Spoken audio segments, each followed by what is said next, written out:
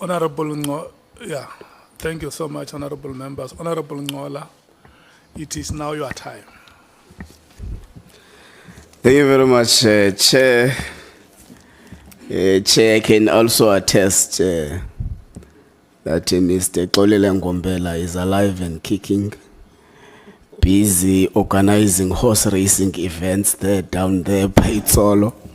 I can give you his number so that you video call him through the lunchtime. But do you know if there is other citizen using the same names?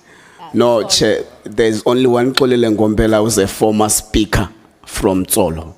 There's only one person who was ambushed, but he was not killed. It is true that he was ambushed, but he was not killed. So there's a difference in the two. Okay, let me leave that, Chair.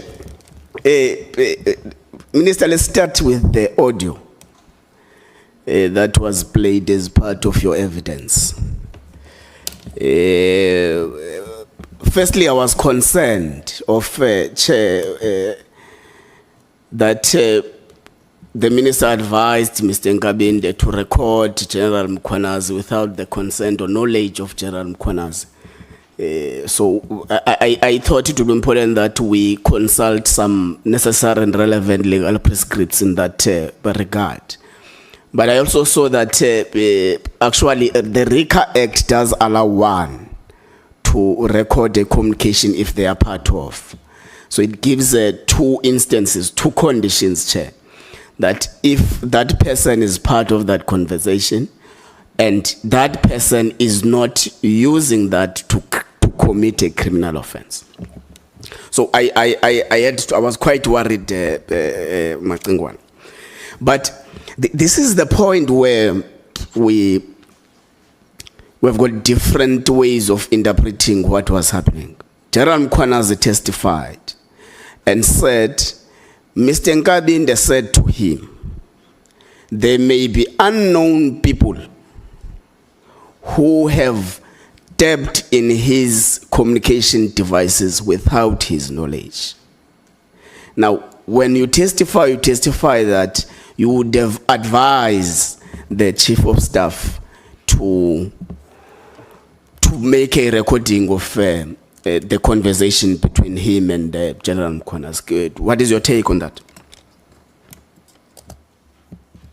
Now, what I said, and also inclusive of the correction of the hitch that happened in the other room, on the second, when they started talking between them, General Mkhwanazi and Nkabinde, they talked about the things that I indicated, and that included on the first day that what I regarded as a threat, that if Minister Mchunu believes that he is clean,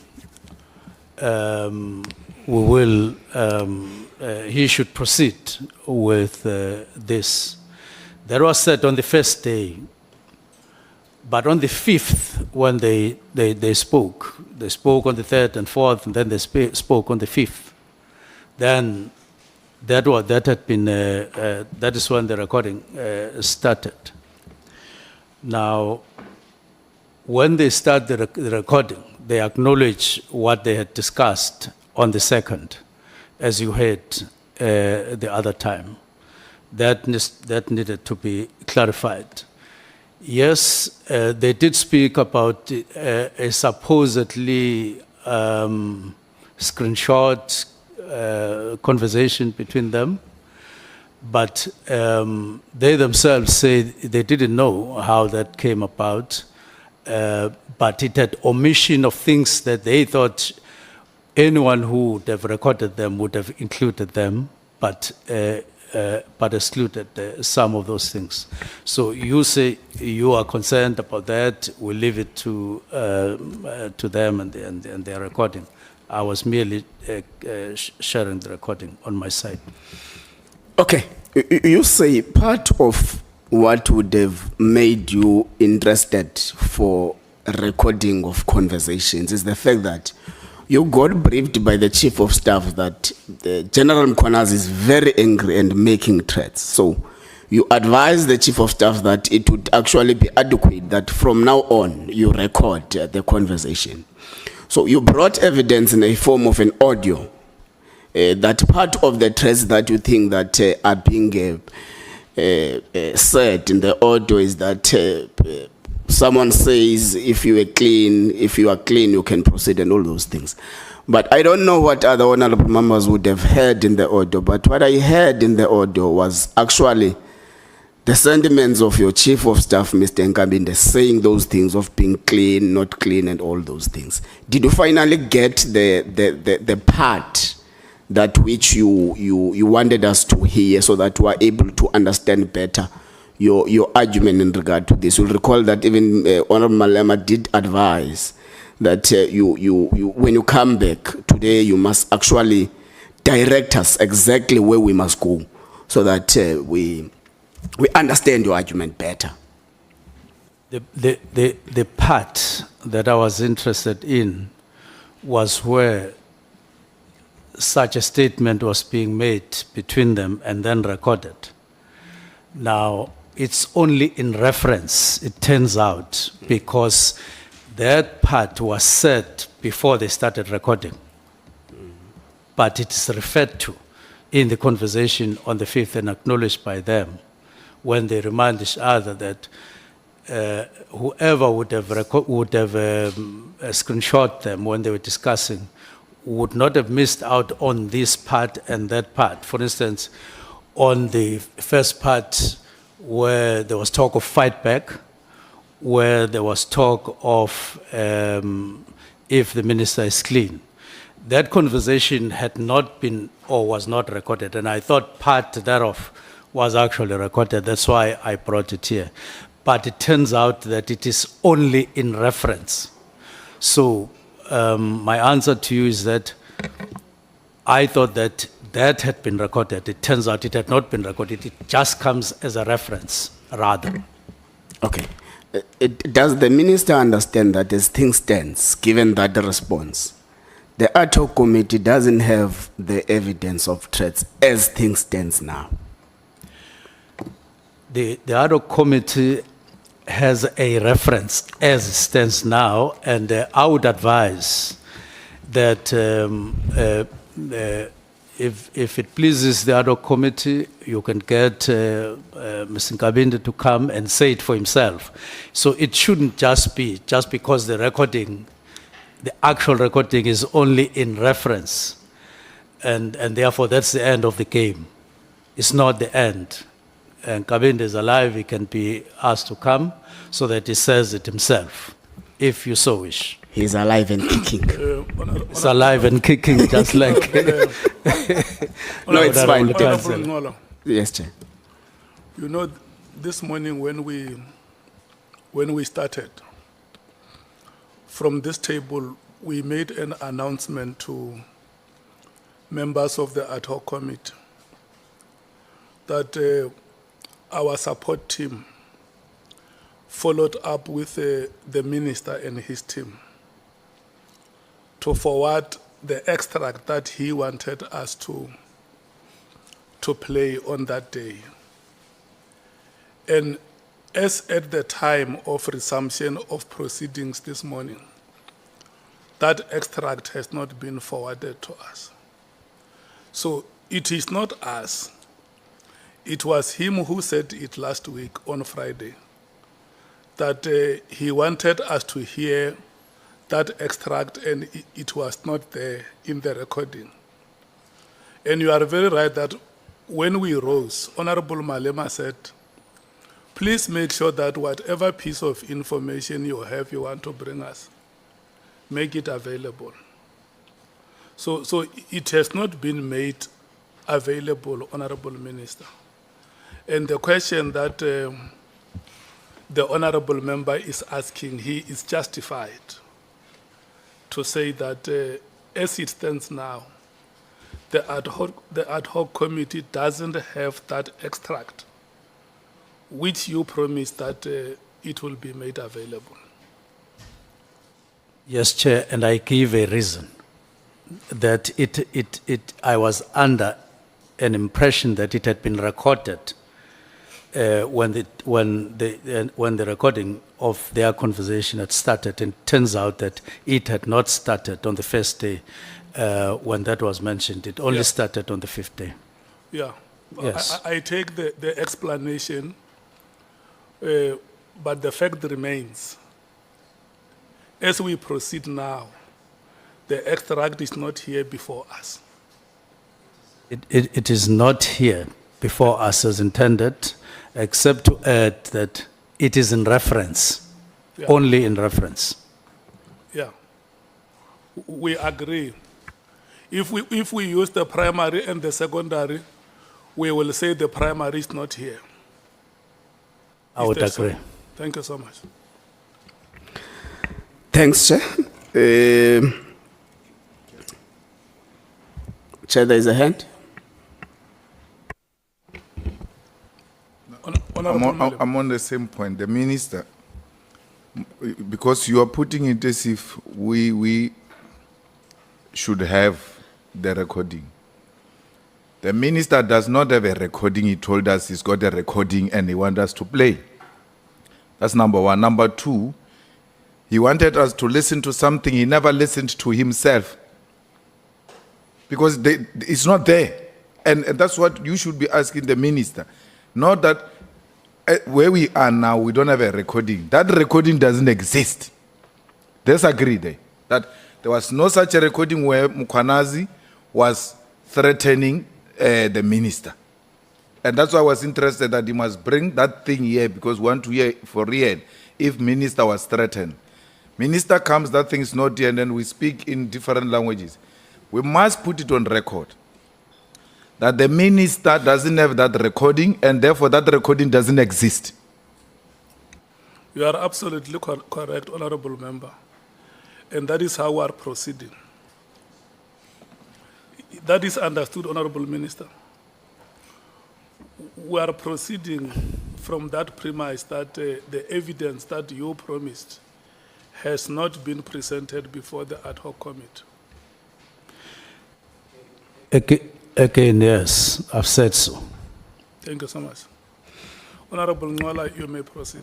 Thank you, Chair. I think both yourself, Chair, and Honorable Malema agree with me that as things stand now, we don't have evidence relating to threats leveled against the minister. I think let's pass there, Minister, and go to your directive of the 31st of December 2024. There is an underlined word there that says immediately. And we discussed this thing with... The word? Immediately. Okay. And we discussed this thing with a lot of witnesses, so as to get what would have been their understanding of immediately. I remember General Spear said, immediately does not mean immediately now. We were left confused, all of us. So you say correctly so that part of what is contained in your directive is the fact that there must be a preliminary report on the 20th of January 2025 from the 31st. So your immediate now means that 20 days. Was that the intention of the immediate? The immediately. Most of let me just go straight to your question. That immediate has a context, and that context is contained in the letter of directives. There's no way you can make a mistake out of it. It's contextualized. And the words that decisively form the context thereof is the call or the directive inclusive of the directive to bring or to refer that there would be a preliminary report. In fact, it was saying you will bring the preliminary report on the 20th. So that immediate, if you remove preliminary report, You remove it. And you remove what was also part of the directive in the form of the UNESCO. Then immediate takes another context. But if you bring in those two, bring in a context that although it was immediate, but there was a meeting that was coming. Coming with what? A preliminary report indicating clearly that you were not talking about something to be switched off. And that's the end of the day you go and sleep. There was to be a preliminary report. There was to be a UNESCO report. Then that is the context concretely, without any mistake. Okay, so indeed, that immediate did not mean immediately. Do you agree with me that PKTT is born of the president's interventions to scale down political killings? Yes, that was a political intervention by the president. Is it your evidence that, given that, you found it adequate not to consult the president prior the decision was taken? I would not agree with you exactly on that because it was pitched at ministerial level via the interministerial level, which is no longer obtaining in the 7th administration. It was not pitched at presidential level. It was pitched at ministerial level via the interministerial, via the minister who was chairing, but where there was interministerial, and there is no longer any ministerial. Okay. So I won't agree with you. Okay, let me rephrase my question, Minister. Was President Cyril Ramaphosa informed or briefed or consulted prior the taking of the decision to dissolve the political killings task team? You swallow a lot of words such that I don't hear. It might be the mic. I'm saying, let me rephrase it. Was President Cyril Ramaphosa, as a person whose intervention are as a result of the PKTT establishment, consulted, informed, or briefed about the intended dissolution prior the decision was taken? No. He was not consulted. Okay. The president also established the interministerial committee, which you say in the 7th administration there is no interministerial committee. Maybe if you can brief us, when was it dissolved by the president, who appointed it? When were the closing reports being submitted, so that we better understand that if there were terms of reference, perhaps that guide it not to surpass the 6th administration. Has there been such?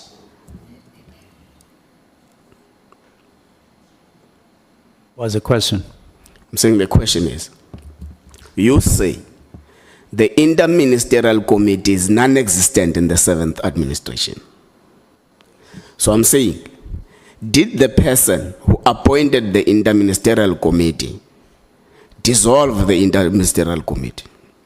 2, when were the closing reports of the IMC submitted to the president so as to seal the closing of the IMC? 3, were there terms of reference that say the interministerial committee only exists in the 6th administration? Yeah, Honorable Ngola, you must not drown my witness with a bombardment of questions. May you please take your one by one, Chair. Your questions one by one. Okay, thank you, Chair. So apologies, Mr. No, I understand all of it. Okay, no, that's fine. He says he can take it in that fashion, Chair. Just saying, go easy. You have time. I mean. Okay, Chair. My statement, that is my affidavit, only refers to the seventh administration not having an interministerial committee on the National Political Killings Task Team that was established in 2018 to focus in the main KZN. It doesn't go beyond that to say there was a report, there was closure of the report, and this is the report. It only makes reference that when I got appointed in the seventh administration as Minister of Police, there is no interministerial committee. Is it the evidence of the minister that only the PKTT was carried over from the 6th administration to the 7th administration, not the IMC? Because the establishment of the PKTT was in the 6th administration as well.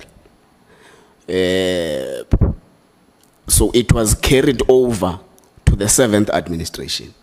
So are you saying now, Minister, that only the PKTT was carried over to another administration, but not the IMC?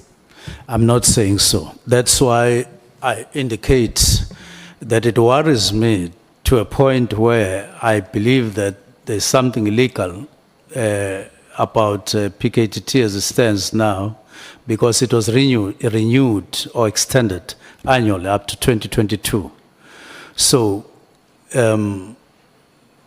that is the state of my mind as I talk to you and now, that the PKTT was established and got extended annually, and the interministerial doesn't exist in the 7th administration. Okay. In fact, it was established in the 5th administration, 2018. The 6th administration started in 2019. Then the 7th administration started in 2024. So it was carried over 3 successive terms. Now, that's why we don't understand it when the minister says, then therefore the interministerial committee is non-existent. But it's fine. Let's pass that part. What then becomes the status of the political killings task team now? Currently. Well, that's the question that I would rather not respond to, because I'm not in office. I'm on leave, as you're aware. Chair, we have had witnesses who testified differently on the status of the PKTT in respect of the letter written by the minister. Was the reason we're talking about the status of the PKTT is on the basis of the letter written by the minister.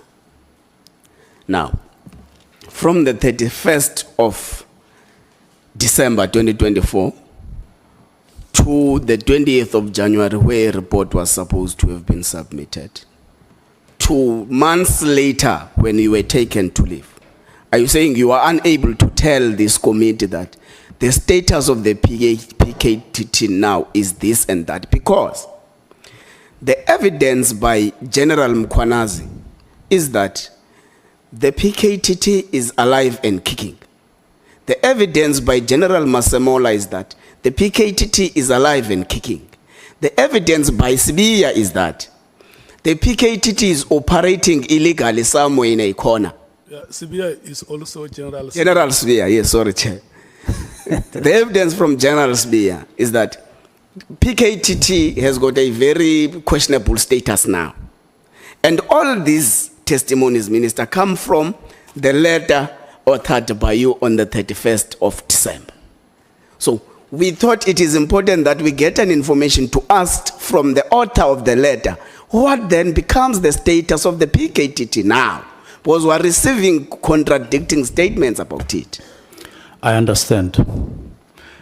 I wrote the directives.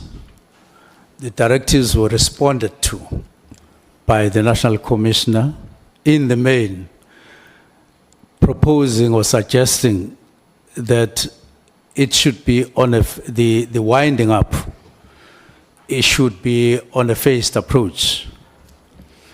And it details that phased approach in a number of platforms, including on the 5th, including on the 6th. And then the process of winding out is then underway. While it is under discussion,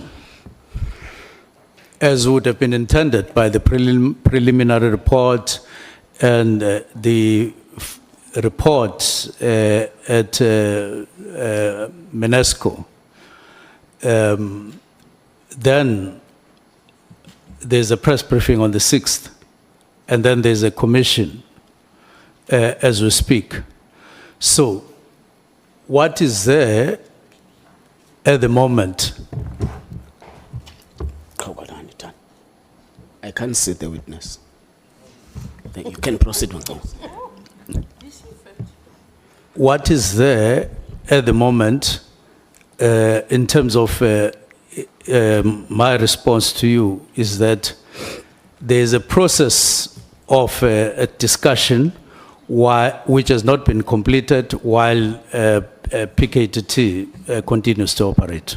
Okay, that answer is quite satisfying. Now, Section 206, subsection 1 of the Constitution accords you powers in respect of the service. And it gives us two major obligations that you have. The first of which is being responsible for the policing policy. The second of which is being responsible for policing needs. So, would you say the directives of the 31st qualify to be policing policy, or they are just policing needs?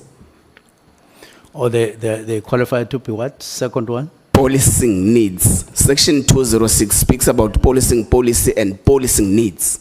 So does it qualify as a policing policy or a policing needs?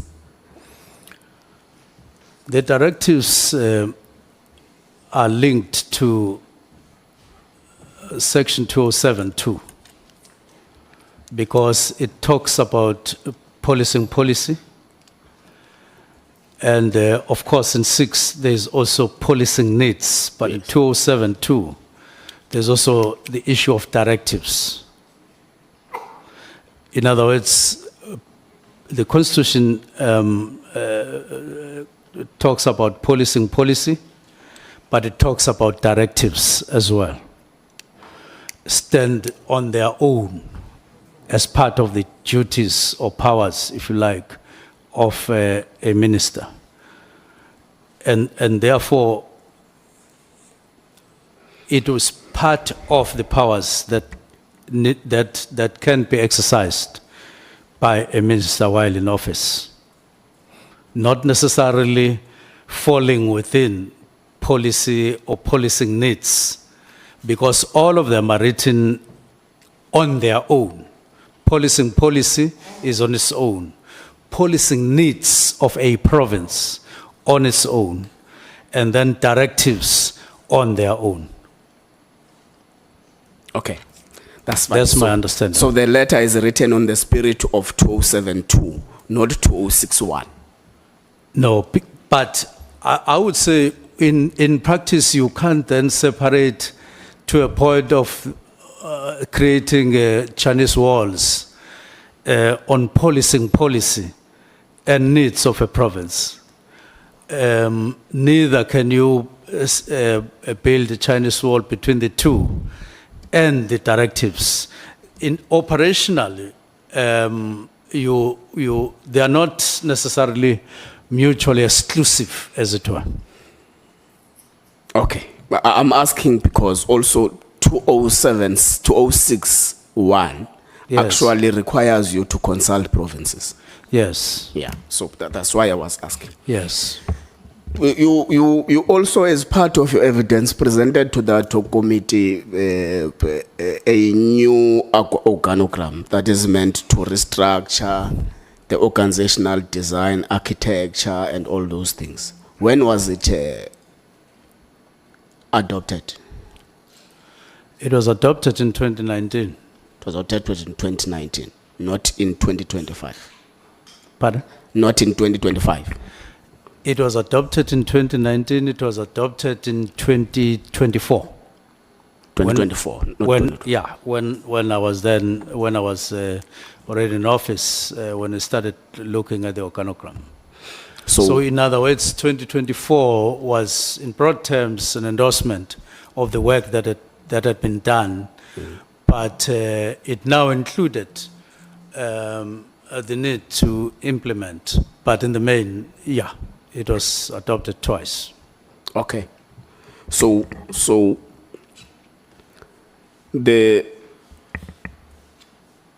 restructuring of the task teams, including the PKTT, stems from the adopted organogram Of 2019. of 2019.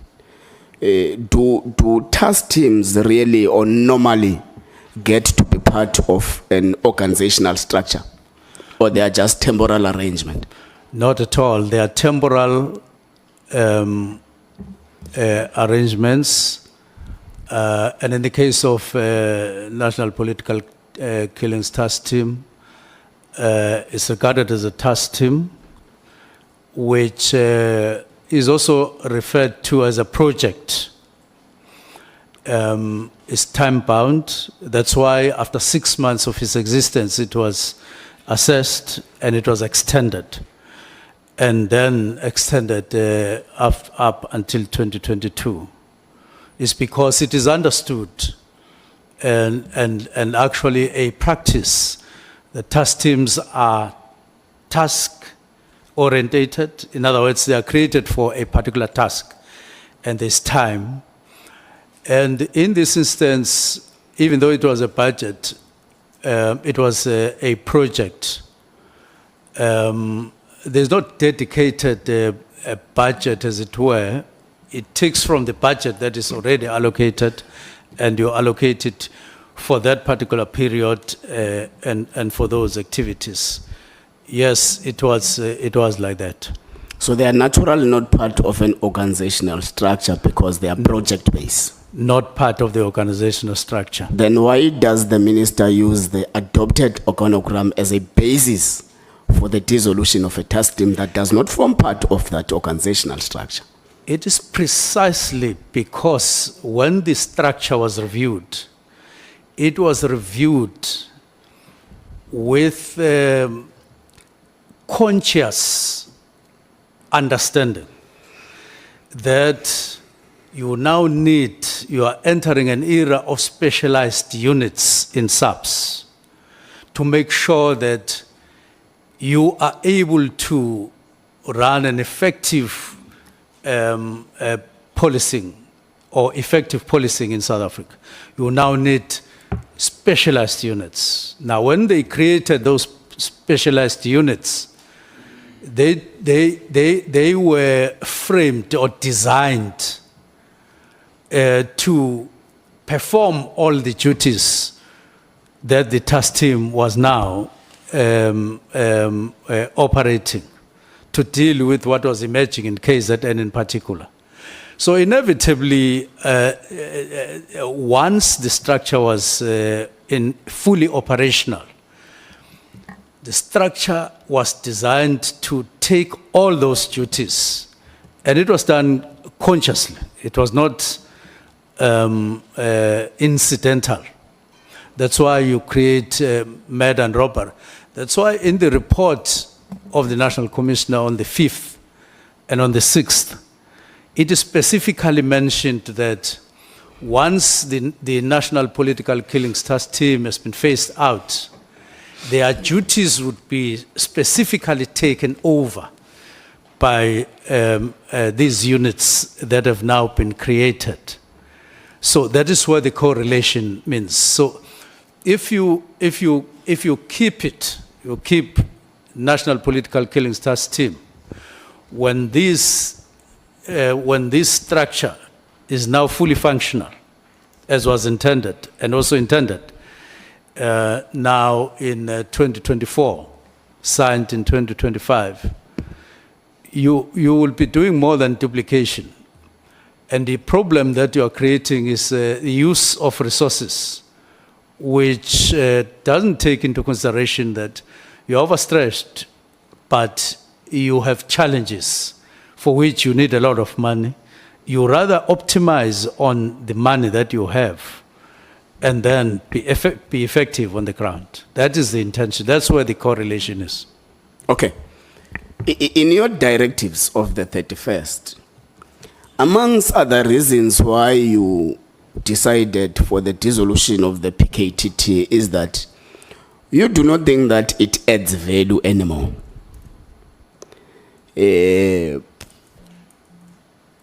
We've already had 3 witnesses here in the ad hoc committee.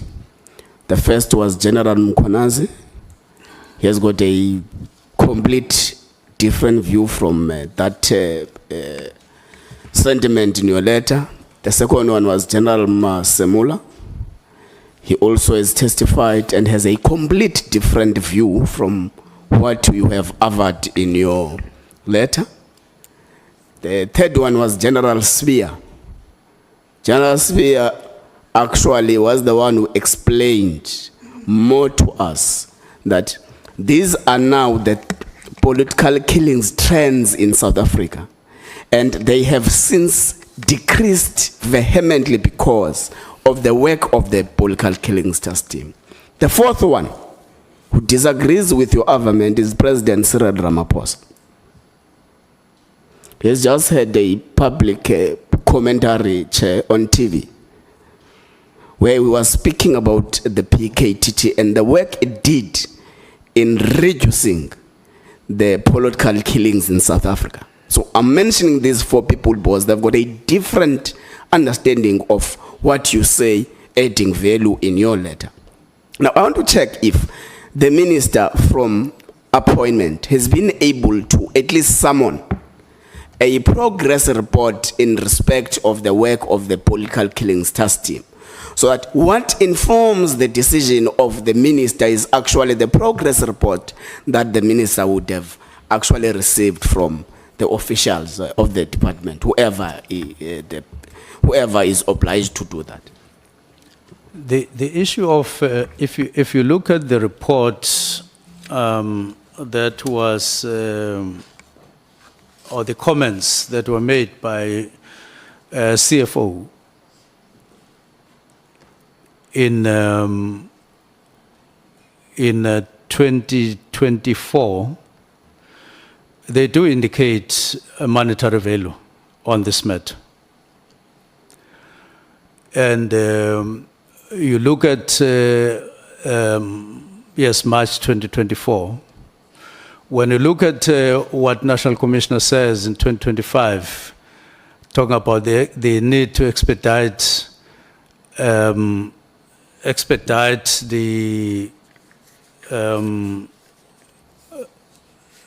the implementation now, because we're talking about implementation, it points to that. Now, on the differences, now, there's no problem with people airing their views and so on. But the fact that you cannot dispute, one is that from 2023, there's been substantial decrease of political killings. That is in the main in KZN. To a point where 2024, you speak about 7. In March 2025, you speak about 1. That's a decrease.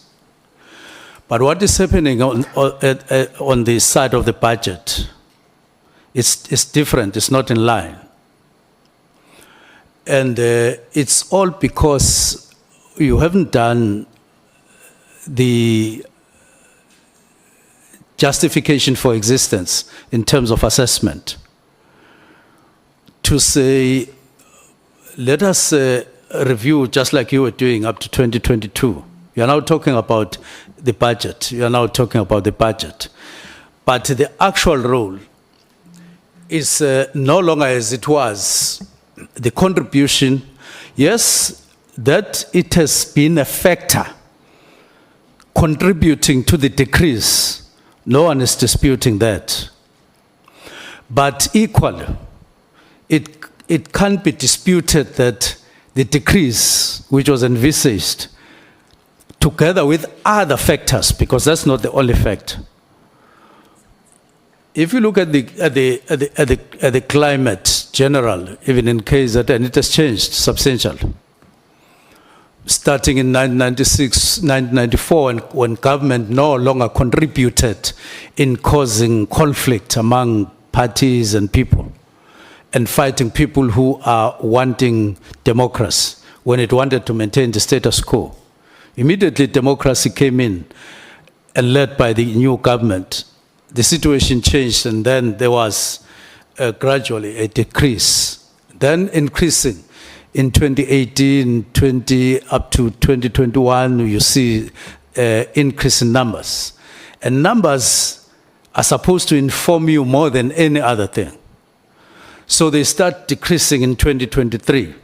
Now it says to you, you are controlling resources. You have a say in the resources of SAPS. And there are flare-ups in other parts of the country, substantial flare-ups, murders. And in fact, even in KZN, murders are outside of political killings, are up in figures. But you ignore that in your analysis of allocation of resources. You say the team must continue, even though you have a structure which you must be implementing, even though organized crime, taxi-related violence, and personal matters are continuing and increasing, characterizing matters in KZN as being very high and among the 4 leading provinces in the country. But you continue as if all those things are not happening on the side. You couldn't do that.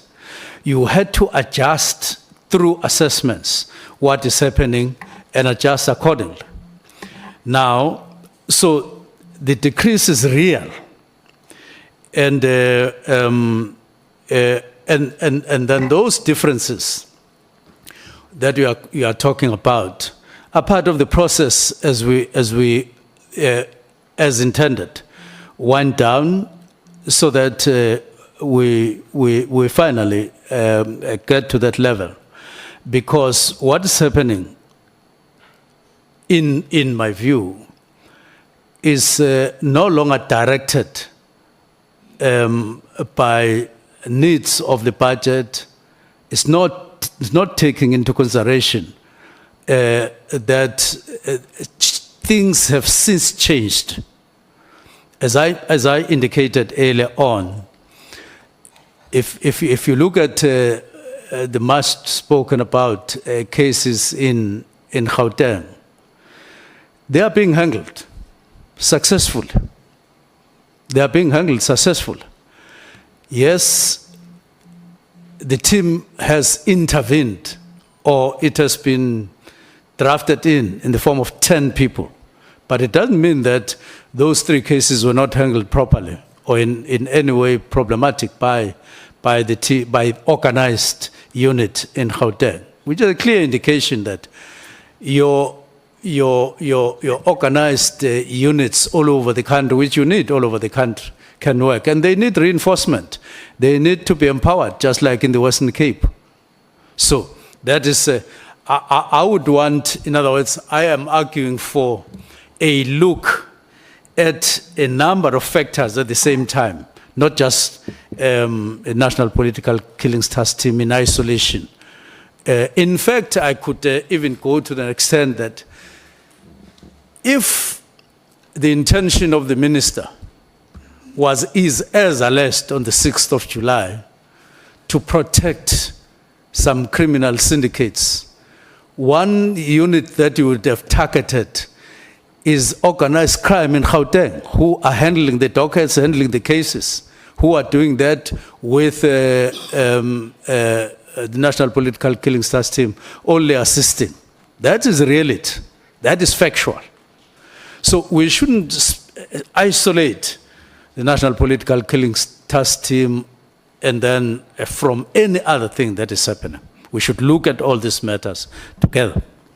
So is it the evidence of the minister that the not adding value part in the directives was solely looking at the available resources? Was solely looking at? It was in the context of the available resources. It was budgetary driven. No, not alone, but related, yes, to the budget, but related on the need to strengthen the organized crime units, which we saw it. But other areas of budget, like I indicated, to deal with ministerial priorities like technology, like vehicles and so on, there is an outcry, and perceptions are very strong out there in the public that we are not being as effective as we should be at community level. There are serious complaints about police stations, the way they are equipped or not equipped, even with members of the portfolio committee. So the pressure doesn't match our response at all. It doesn't. Our response is very weak, actually, in practice, compared to the demand in terms of how we should be distributing resources and how we should policing communities. And that is reality. It's a fact. So you needed to juggle your resources and your usage of resources so that you address some of the concerns of the public and even the imperatives of the 7th administration, where you need to make people feel safer than before. And you can't do it through the National Political Killings Task Team alone. You can't. It's impossible. Okay. Has the minister summoned the chief financial officer of the South African Police Service to give a formal report on the expenditure trends of the PKTT, so that the minister is able to balance between the performance and spending before he takes the decision for dissolution or not dissolution, so that you get influenced. Whatever decision you take, it's fine, but you get influenced by what would have been the expenditure trends and what would have been the performance trends, and also that it influences your decision making. So was there a summoning of such an expenditure report from the chief financial officer? And if the answer is in the affirmative, then how much has the political killings task team spent from crisscrossing the different financial years from its inception? Now, the discussion that we had was on the first. The discussion that we had was on the second. It wasn't necessarily dedicated to either the finances or any other aspect, but we were aware of the expenditure trends. I became aware of the expenditure trends before the 31st. Now, if you look at that, I didn't even want to venture into those specific matters, but the impression that, or what word did I use? The observation that I made was that you would no longer comfortably spend these amounts on accommodation, spend these amounts on vehicles, spend these amounts on other related activities like S&T and related matters, on the task team, that is the National Political Killings Task Team, spend so much, even on accommodation, when in fact you are not spending something similar on organized crime, even in KZN, serious and violent crimes, even in KZN. You are having difficulty to explaining your sending dockets in South Africa at the moment. Serious difficulty. You are unable to. and other areas of work, why there are no vehicles and so on. Remember, the expenditure that you are doing in political killings task team is the same amount that you should be doing all over, but in an even way. So I did make an observation on that,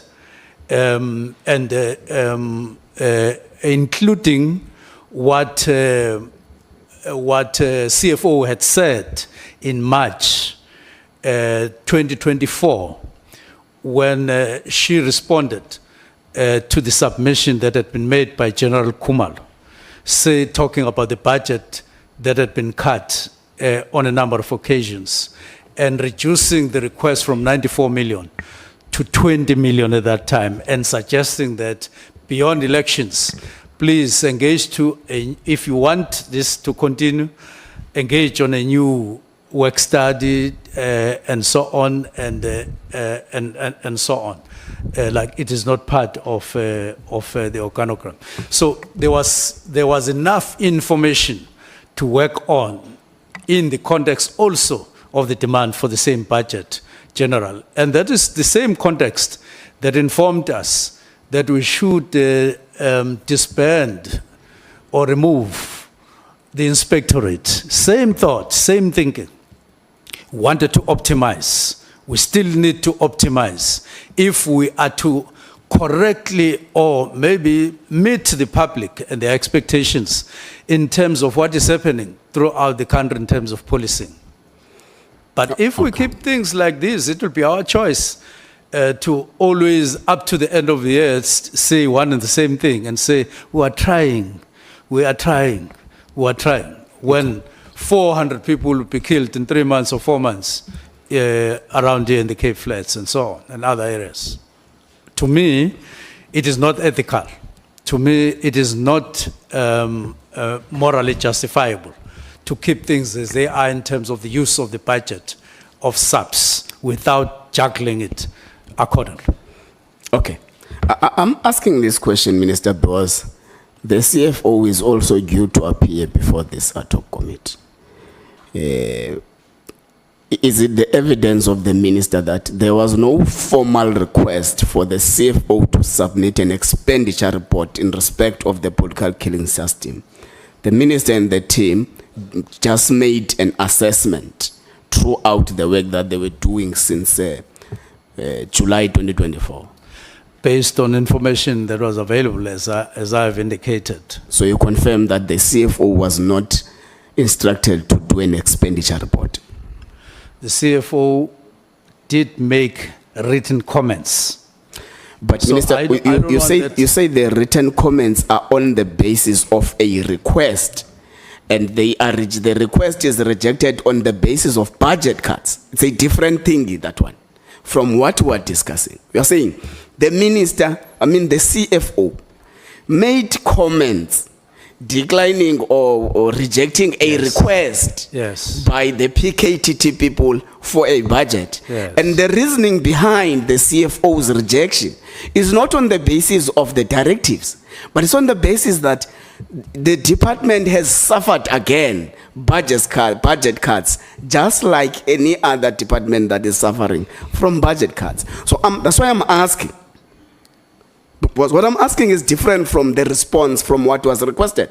What I'm asking is that, is it confirmed by the minister here in this meeting that the CFO was never directed to submit an expenditure report of the political killings testing? Now, you're asking a question. I am responding. And I would want to respectfully suggest that I be allowed to respond the way I need to, just like you ask the question the way you need to. So my response is that I considered a number of issues in relation to the budget, overall budget of SAPS, and the constraints that we are experiencing. Two, I consider the demands on the budget around particular specific areas by the way, including even the forensic labs that we don't have. I considered all those matters. The fact that Treasury is not in a position to give you more money as you would have loved. And that includes even the numbers of subs that we have instead of those that we should. So all of those matters. The budget that is allocated to PKTT in relation to the tasks that they are supposed to perform and the value thereof when you compare. So we took those, I took those into consideration, but the figures were there. Now, I then conclude, so I don't want an impression to be created that when I wrote, I only had one factor and so on. But out of all those things, then wrote the letter. Now, I'm giving you the context. But if you then ask me a narrowed question that says, before you wrote the letter on the 31st of December, did you call the CFO? I would say no, I didn't call her. But all the facts were in front of me, including on her comments herself in March, and all other factors like what was it designed for and how would it happened. Thank you. I think that will be enough. That will be satisfactory. So, has the PKTT been budgeted for the financial year 2025-2026, which started on the 1st of April 2025? Now, I heard that National Commissioner said or overturned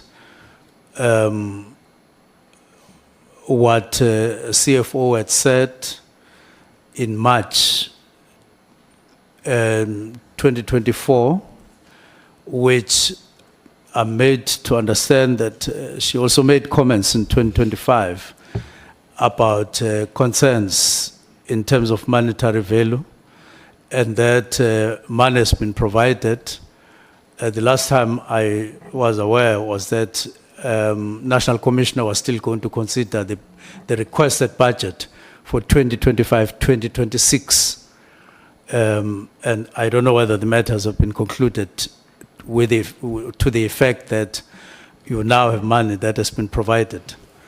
If so, I would still say that is money, in my view, that should be or could have been optimized and should be optimized along other areas that we now need, especially when in March this year, we have one fresh case of political killing in KZN. But you still budget the same as you would have done when there were 18 incidents or even 50-something incidents. So you would differentiate, you would adjust your budget. You would adjust your use of resources in a responsible way from where I sit, and that's my central argument. Okay.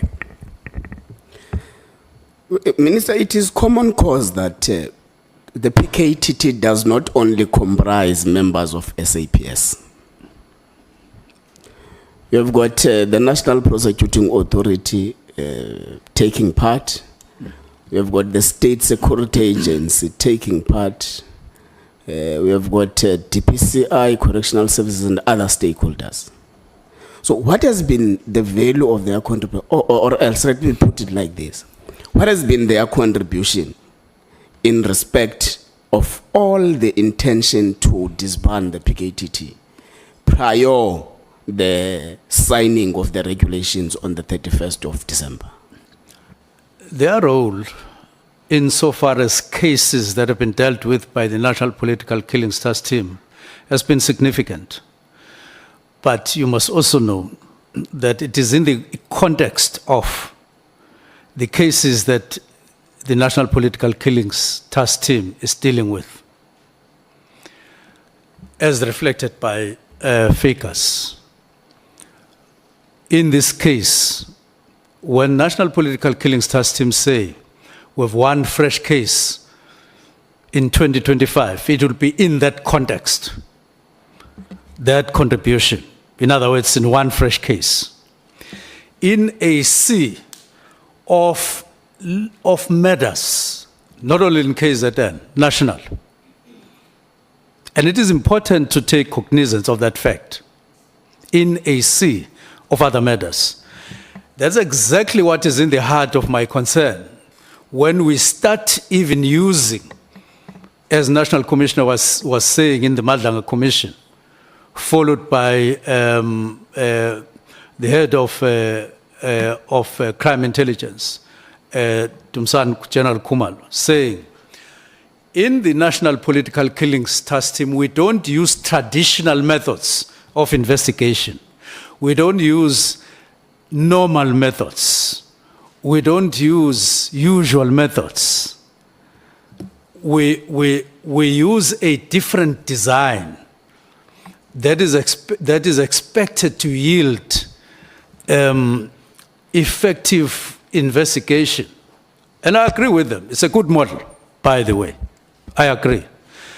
But I questioned myself, what is the ethics of a distribution of resources in a manner that caters for a few people in an effective way, leaving aside the masses outside? What is the ethics there? And I decided that, look, we need to change this.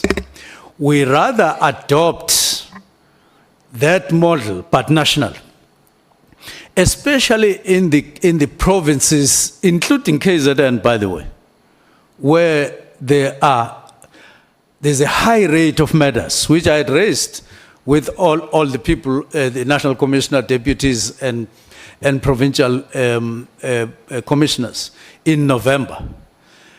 And I had raised a deep concern.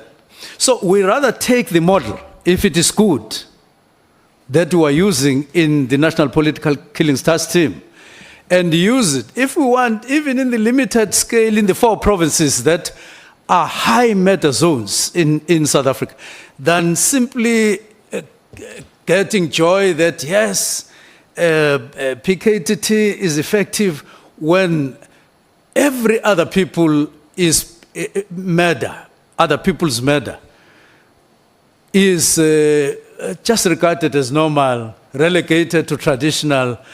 I wouldn't want to believe that that is part of my responsibility. That is why I then said, no, look, we need to come up. The model is good, as I say. So, direct to your answer, they contributed well, but no longer to a point where we can proudly and say justifiably, especially if you look at the Constitution and imperatives of the 7th administration. We are not required to look at cases emanating from killings of certain specific people. You can call them elite or whatever. We are required to be interested in everybody. So you can't keep things as normal as they are. You've got to wake up, and you've got to wake up to the imperatives of this administration and behave accordingly. Thank you. A second last short question. A person that goes by the name of Merdias writes a complaint to name you. of? Merdias Okay. writes a complaint to you and sends it on the 31st of October, complaining about the continued existence of the PKTT and how she thinks that the police service must be restructured. On the 31st of December, the same year, you write directives. Has Merdias influenced your decision? Firstly, I must correct that impression that the only concerns that I had dealt with at the time of writing the letter of the 31st was those of Mary Haas. I have gone through, to all the corners of the Republic, and formally I only had not gone to the Free State and the Northwest and Northern Cape, but I had gone to all other provinces. It shouldn't be just because other people and all the people that I saw couldn't write emails, which the Haas could do, then they must be taken for granted. And their voices must not be heard, or they must be ignored or suppressed. It is absolutely not true that the only voice that I took into consideration was those of the emails that came from Mary de Haas, and therefore she has a decisive influence on me. It is not the case. What about people that I've been listening to all over complaining, including here? At one point, I listened to a group of 30 people here. Our time is running out. Time is up. It's running running yeah. out. We must break. I think I can take it, Chair. Has Professor Meridi has influenced you? Yeah. Did Mary de Haas? Influence your decision. Not That at was- all. Thank Okay. you so much. Not at all. The last one, I wanted to make you The last one, clear. Chair. Not at all. just the last short one, Chair. The Premier of Gauteng, Mr. Panyaza Al-Sofi, Yes. wants his own political killing system in Gauteng. Are you going to give him? Now, I've heard that through the media, but it's a case of the need for engagement because of the experience practically that we have acquired. That the unit, I believe, that the unit called organized crime, as demonstrated in the 3 cases, Okay. is quite effective. I wouldn't, in my engagement that I may have with Premier Panyaza, Okay. agree along those lines. That's fine, Mr. Thank you very much. Thank you. Thank you, Chair. Thank you, Ifunu honorable Panyaza members. Lapikiti. Thank you so much. We were breaking for 1 hour. And when we come back,